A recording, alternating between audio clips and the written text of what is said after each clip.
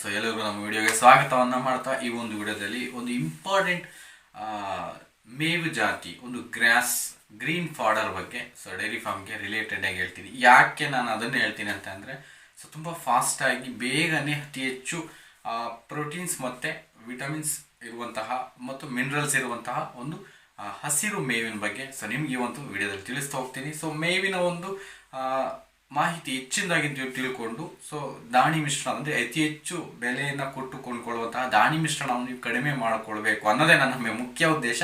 So ನೀವೆಲ್ಲಿ ದಾಣಿ ಮಿಶ್ರಣವನ್ನು ಕಡಿಮೆ ಮಾಡಿ ಮೇವಿನ ಬಗ್ಗೆ ಕಾನ್ಸಂಟ್ರೇಟ್ ಮಾಡಿದ್ರೆ ಖಂಡಿತ ನಿಮಗೆ ಆದಾಯ ಅನ್ನೋದು ಖಂಡಿತ ಹತ್ತು ಬರುತ್ತೆ, ಅಂದರೆ ಅದು ನಿಮಗೆ ಇನ್ಕ್ರೀಸ್ ಆಗುತ್ತೆ. ಯಾಕೆ ಅಂತಂದರೆ ಎಲ್ಲಿ ನಾವು ಉಳಿತಾಯವನ್ನು ಮಾಡ್ತೀವೋ ಅಲ್ಲಿ ಖಂಡಿತ ನಮ್ಮ ಒಂದು ಸಂಪಾದನೆ ಅನ್ನೋದು ನಿಜವಾಗ್ಲೂ ಉಳಿತಾಯ ಆಗುತ್ತೆ. ಸೊ ಅದಕ್ಕೋಸ್ಕರ ನಿಮಗೆ ದಾಣಿ ಮಿಶ್ರಣವನ್ನು ಕಡಿಮೆ ಮಾಡಲಿಕ್ಕೋಸ್ಕರ ಉತ್ತಮ ಜಾತಿಯ ಹಸಿರು ಮೇವುಗಳನ್ನು ತಿಳಿಸ್ಲಿಕ್ಕೆ ಹೋಗ್ತಾ ಇದ್ದೀನಿ. ಸೊ ಈ ಒಂದು ವಿಡಿಯೋದಲ್ಲಿ ನಿಮಗೆ ಒಂದು ವೆರೈಟಿ ಗ್ರಾಸ್ ಅಂದರೆ ಒಂದು ಹೊಸ ಜೋಳದ ಜಾತಿಯಲ್ಲಿ ಹೊಸ ಜಾತಿ. ಬಟ್ ನಾನು ಇದನ್ನೇ ಯಾಕೆ ಹೇಳ್ತೀನಿ ಅಂದರೆ ಈ ಬೆಳೆ ನಿಮಗೆ ಜಸ್ಟ್ 25 ದಿನದಲ್ಲಿ ಕೈಗೆ ಸಿಗುತ್ತೆ.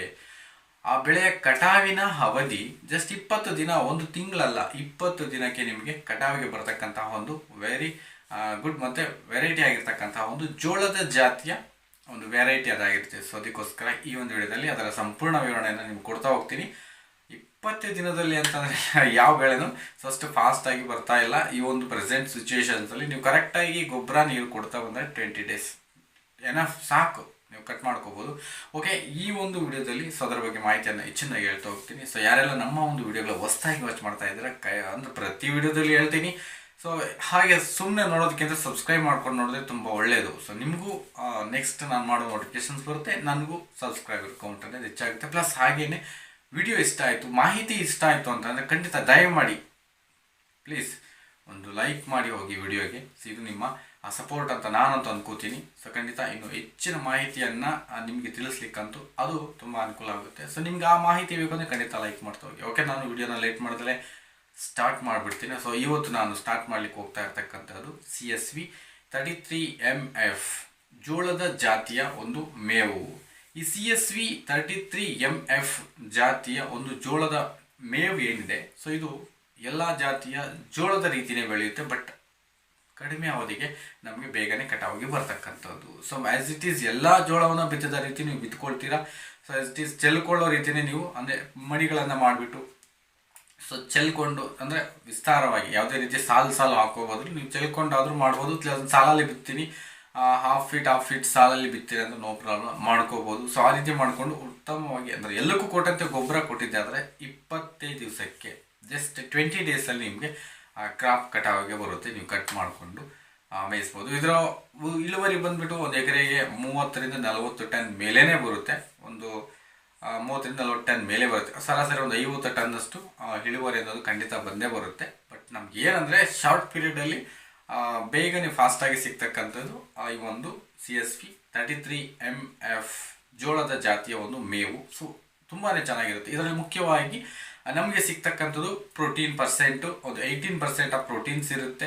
ಸೊ ಅದು ನಮಗೆ ತುಂಬಾ ಇದಾಗಿರುತ್ತೆ. ಮತ್ತು ಆಕ್ಸಿಲರೇಟ್ಸು ಅಂದರೆ ಇಲ್ಲಿ ಆಕ್ಸಿಲೇಟ್ಸ್ ಕಡಿಮೆ ಇರುತ್ತೆ, ಅಂದರೆ ನಮ್ಮ ಒಂದು ರಾಸುಗಳಿಗೆ ಹುಳಿ ಬರೆಸಲಿಕ್ಕೆ ಯಾವೆಲ್ಲ ಅಂಶಗಳು ಕಾರಣವಾಗ್ತವೆ ಅವುಗಳ ಒಂದು ಅಂಶ. ಈಗ ಸೂಪರ್ ನೇಪಿಯಲ್ಲಿ ಇರುತ್ತೆ, ಇನ್ನೊಂದರಲ್ಲಿ ಇರುತ್ತೆ. ಸೊ ಇದರಲ್ಲಿ 0 ಅಂದರೆ ಕಡಿಮೆ ಇರುತ್ತೆ. ಸೊ ತೀರಾ ಕಡಿಮೆ ಇರುತ್ತೆ. ಇದರಲ್ಲಿ ಯಾವುದೇ ರೀತಿ ತೊಂದರೆ ಅಂತೂ ಇರೋದಿಲ್ಲ ಈ ಜೋಳದ ಜಾತಿ ಮೇವಲ್ಲಿ. ಸೊ ಒಟ್ಟಾರೆ ಇದೇನೇ ಇರಲಿ ನಮಗೆ ಫಾಸ್ಟಾಗಿ ಕೈಗೆ ಸಿಗ್ತಕ್ಕಂತಹ ಮೇವಾಗಿರೋದ್ರಿಂದ ನಾವು ಖಂಡಿತ ಇದನ್ನು ಡೈರಿ ಫಾರ್ಮ್ಗಳಲ್ಲಿ ಬೆಳ್ಕೊಂಡು ಮಾಡಬೇಕು. ಸೊ ಇದು ಒಂದು ಹುಲ್ಲು ಜಾತಿಯ ಒಂದು ಮೇವು ನಮಗಿನ್ನ ಅಂದರೆ ಧಾನ್ಯ ಜಾತಿ. ಸೊ ನಾವು ಇದರ ಜೊತೆಯಾಗಿ ನಾವು ದ್ವಿದಳ ಧಾನ್ಯದ ಒಂದು ಕಾಯಿ ಜಾತಿ ಮೇವಾಗಿರ್ತಕ್ಕಂತಹ ಸ್ಟೈಲೋಹೆಮಟಾ, ಎದ್ಲೂಸನ್ಸ್, ಅಲ್ಸಂದೆ, ಅವರೆ. ಸೊ ಇದನ್ನು ನಾವು ಇಂಟರ್ನಲ್ ಅಂದರೆ ಬೇರೆ ಮಿಕ್ಸಪ್ ಆಗಿ ಇದರ ಜೊತೆ ಕೊಡ್ತಾ ಹೋದರೆ ನಮ್ಗೆ ಖಂಡಿತ ದಾಣಿ ಮಿಶ್ರಣದ ಅವಶ್ಯಕತೆ ಅನ್ನೋದು ಬರೋದೇ ಇಲ್ಲ. ಸೊ ಅಂದರೆ ಕಡಿಮೆ ಅವಧಿಯಲ್ಲಿ ಹೆಚ್ಚು ಪ್ರೋಟೀನ್ ಇರುವಂತಹ, ಹೆಚ್ಚು ಉತ್ಪಾದನೆ ಬರುವಂತಹ, ಫಾಸ್ಟಾಗಿ ಬರುವಂತಹ ಬೆಳೆಗಳನ್ನು ನಾನು ಈ ರೀತಿ ನಿಮಗೆ ತಿಳಿಸ್ಲಿಕ್ಕೆ ಟ್ರೈ ಮಾಡ್ತಾ ಇದ್ದೀನಿ. ಸೊ ಇದನ್ನು ನೀವು ಬೆಳ್ಕೊಂಡಿದ್ದೆ ಆದರೆ ಖಂಡಿತ ಹಾಲಿನ ಇಳುವರಿಯಲ್ಲಿ ಉತ್ತಮವಾದಂತಹ ಒಂದು ಇಳುವರಿಯನ್ನು ಕಾಣ್ಬೋದು. ಪ್ಲಸ್ ಹಾಗೇನೆ ಸೊ ಇದು ನಿಮಗೆ ಮುಖ್ಯವಾಗಿ ಇದನ್ನು ಬೆಳ್ಕೋಬೇಕು ಅಂತ ಈಗಿದೆ ನಿಮ್ಗೆ ಅಂತ ಅನಿಸುತ್ತೆ. ಈಗ ಫಾಸ್ಟ್ 20 ಡೇಸಲ್ಲಿ ಬರುತ್ತೆ, ನಾವು ಬೆಳೆಯೋಣ. ಹಾಗಾದರೆ ಬೀಜ ಎಲ್ಲಿ ಸಿಗುತ್ತೆ, ಇದಕ್ಕೆ ಸಂಬಂಧಪಟ್ಟಂತೆ ನಾವು ಬೀಜವನ್ನು ಎಲ್ಲಿ ತರಬೇಕು, ಬಿತ್ತನೆ ಬೀಜ ಎಲ್ಲಿ ಸಿಗುತ್ತೆ, ಸೊ ಅದನ್ನು ಸಹ ನಿಮ್ಗೆ ಹೇಳ್ತೀನಿ.